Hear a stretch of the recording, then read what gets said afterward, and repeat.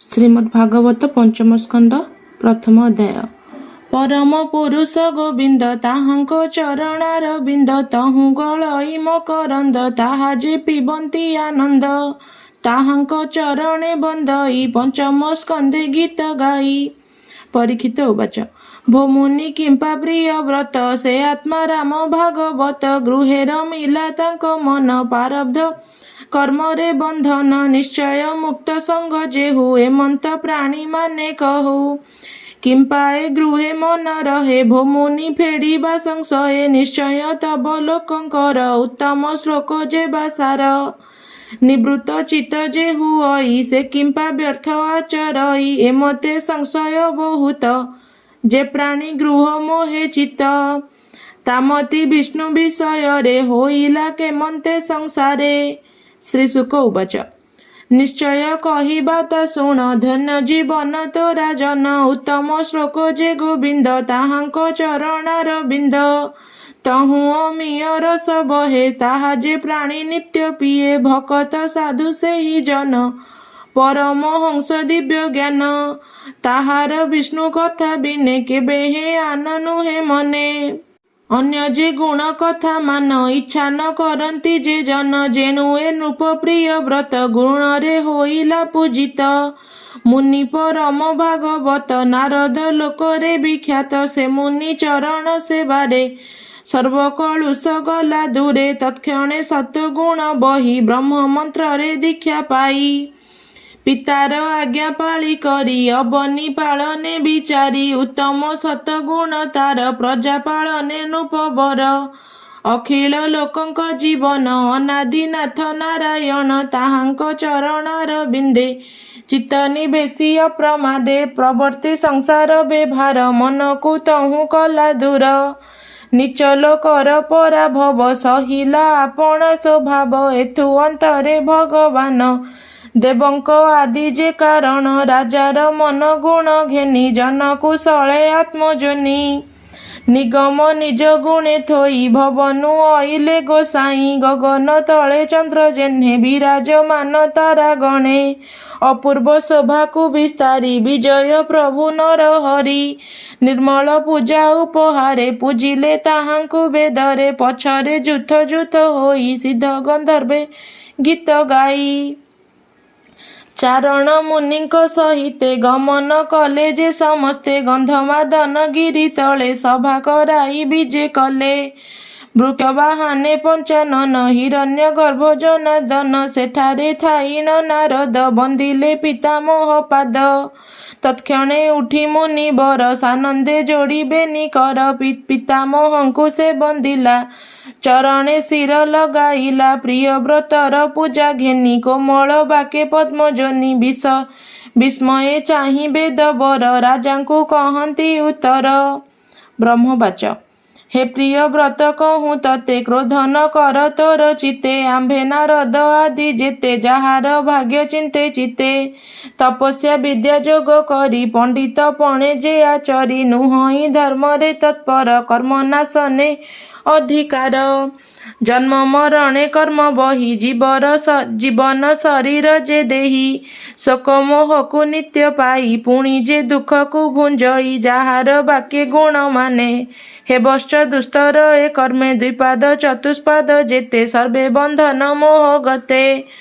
ଦୁଃଖ ସୁଖ ଗୁଣ କର୍ମରେ, ଏମାନ ଘେନି ସଙ୍ଗତରେ। ଈଶ୍ୱର ସୃଷ୍ଟିର କରତା, ସକଳେ ତାହାଙ୍କୁ ସେବନ୍ତା। ସେ ଯେ ଈଶ୍ୱର ବଶ ଦେହି, ଅନ୍ଧର ପ୍ରାୟ ଭ୍ରମୁ ଥାଇ। ଦେଖୁ ଦେଖୁ ସେ ଭ୍ରମୁ ଥାଇ, ଏକଥା ପ୍ରାଣୀ ନ ଜାଣଇ। ନିଦ୍ରାକୁ ପାଇ ଯେହ୍ନେ ନରେ, ଅନ୍ୟ ଦେହରେ ଭୋଗ କରେ। ଗୃହସ୍ଥ ପ୍ରାଣୀ ମାନଙ୍କର, କେବେହେଁ ଭୟ ନୁହେଁ ଦୂର। ଲୋଭାଦି ମାନଙ୍କରେ ଯୁକ୍ତ, ତେଣୁ ହୁଅନ୍ତି ଅବିରତ। ଯେ ବୁଦ୍ଧି ଜିଣେ ଇନ୍ଦ୍ରିମାନ, ତାହାକୁ ହିତ ଗୃହ କର୍ମ। ନାଶ ନ କରଇ ତାହାରେ, ଯେଣୁ ଏ ରମେ ଗୃହାନ୍ତରେ। ଏ ଆଦି ଜାଣେ ଯେ ବାଜନ, ଗୃହେ ନ ରହେ ତାର ମନ। ଏହାକୁ ଜାଣି ବୁଦ୍ଧ ନରେ, ଆନନ୍ଦେ ଭ୍ରମନ୍ତି ସଂସାରେ। ଯେ ପଦ୍ମନାଭ ସଦାଶ୍ରିତ ସର୍ବ ସଂସାରୁ ସେହି ମୁକ୍ତ ସଂସାର ସାରକୁ ଭୋଜଇ ଅନ୍ତେ ପରମ ଗତି ପାଇ ଏମନ୍ତେ ତ୍ରିଭୁବନ ଗୁରୁ ଭକ୍ତଙ୍କ ପ୍ରଭୁ ମହାମେରୁ ନାମତା ଭଗବାନ ଦାସ ସୁକାର୍ଯ୍ୟ କଲେ ସେ ବିଶ୍ୱାସ ନାରଦ ରାଇ ପ୍ରିୟ ବ୍ରତେ ପୁଛିଲେ ଧର୍ମ କଥା ଯେତେ ନାରଦ ବାକେ ମନ ଦେଇ ମନୁ ଆତ୍ମଜ ବିଚାରଇ ବିଷୟା ରସକୁ ସେ ତେଜି ରହେ ସାତ୍ವಿକ ମନେ ଭଜି ଏଥୁ ଅନ୍ତରେ ପୃଥିବୀରେ ନିଯୁକ୍ତ ହୋଇଲା କୁମରେ ଅଖିଳ ଜଗତ ବନ୍ଦନ ନିବେଶୀ ଭଗବାନେ ମନ ଆଦି ପୁରୁଷ ପଦେ ଧ୍ୟାଇ ମନ ନିବେଶୀ ନିତ୍ୟ ତହିଁ ପୃଥିବୀ ପରିପାଳନରେ ଚିତ୍ତ ନିବେଶୀ ନିରନ୍ତରେ ସେ ବିଶ୍ୱକର୍ମା ପ୍ରଜାପତି ତାର ଦୁହିତା ବହିଷ୍ମତି ଏଥି ଉତ୍ତାରେ ମହିପତି ବିଭା ହୋଇଲା ଯଥୋଚିତେ ଏଥି ଉତ୍ତାରେ ମହିପତେ ବିଭା ହୋଇଲା ଯଥୋଚିତେ ଦଶ ଆତ୍ମଜ ତାର ତହିଁ ଜନ୍ମିଲେ ଯଥା ଗୁଣେ ବହି ଜନ୍ମ ହୋଇଲେ କନ୍ୟା ଦୁଇ ପୁତ୍ରଙ୍କ ନାମ ଶୁଣ ତୁହି ଅଗ୍ନିଧ୍ର ଇନ୍ଦ୍ର ଜିହ୍ୱା ବଳି ହିରଣ୍ୟ ରେତା ମହାବଳି ଯଜ୍ଞ ବାହୁ ଯେ ମହାବୀର ମେଧାତିଥି ଯେ ସବନର ଘୃତ ପୃଷ୍ଠ ଯେ ବିତିହୃତ କବି ସହିତେ ଦଶ ପୁତ୍ର ଏ ଦଶ ନାମ ପୁତ୍ରଙ୍କର ଏଥିରୁ ମଧ୍ୟ ଯେ ବାସାର ବନ କବି ଯେ ମହାବୀର ଊର୍ଦ୍ଧ୍ୱରେ ତାଜେ ମଧ୍ୟର ବାଲ୍ୟକାଳରୁ ଏହି ମାନେ ଶ୍ରେଷ୍ଠ ଅଧ୍ୟାତ୍ମ ଦିବ୍ୟ ଜ୍ଞାନେ ପରମହଂସ ଦୀକ୍ଷା ଧରି ସକଳ ଚେଷ୍ଟା ପରିହରି ସର୍ବଜୀବରେ କୃପା ବହେ ଭଗବାନରେ ଚିତ ଥାଏ ଭୃତ୍ୟ ଆରତ ପ୍ରାଣୀଙ୍କର ଶରଣ ରକ୍ଷଣ ଶ୍ରୀଧର ସେ ପାଦ ପଦ୍ମ ଆଶ୍ରୟରୁ ନିରତେ ନାମ କୀର୍ତ୍ତନରୁ ପରମ ଭକ୍ତି ପ୍ରଭାବରେ ଦୟା ବହିଲେ ପ୍ରାଣୀଠାରେ ଭାବେ ନିର୍ମଳ ଚିତ୍ତ ହୋଇ ସର୍ବଭୂତରେ ଆତ୍ମା ସେହି ସେ ପ୍ରଭୁ ପଙ୍କଜ ଚରଣେ ରତ